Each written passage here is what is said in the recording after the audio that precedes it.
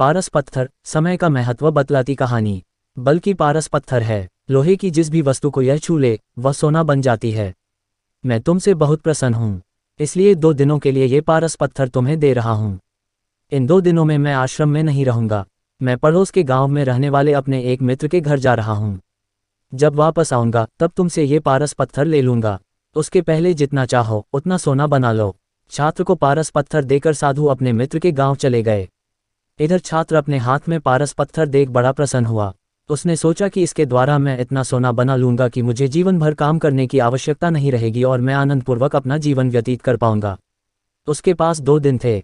उसने सोचा कि अभी तो पूरे 2 दिन शेष हैं। ऐसा करता हूं कि एक दिन आराम करता हूं, अगला पूरा दिन सोना बनाता रहूंगा। इस तरह एक दिन उसने आराम करने में बिता दिया। जब दूसरा दिन आया तो उसने सोचा कि आज बाजार जाकर ढेर सारा लोहा ले आऊंगा और पारस पत्थर से छूकर उसे सोना बना दूंगा।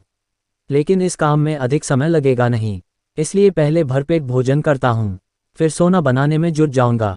भरपेट भोजन करते ही उसे नींद आने लगी।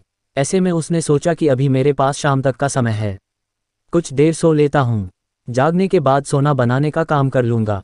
फिर क्या, वह गहरी नींद में सो गया। जब उसकी नींद खुली तो सूर्य अस्त हो चुका था और 2 दिन का समय पूरा हो चुका था। साधु आश्रम लौट आए थे और उसके सामने खड़े थे। साधु ने कहा, पुत्र, सूर्यास्त के साथ ही 2 दिन पूरे हो चुके हैं, तुम मुझे वह पारस पत्थर वापस कर दो। छात्र क्या करता, आलस के कारण उसने अमूल्य समय व्यर्थ गंवा दिया था और साथ ही धन कमाने का एक सुअवसर भी। उसे अपनी गलती का एहसास हो चुका था और समय का महत्व भी समझ आ गया।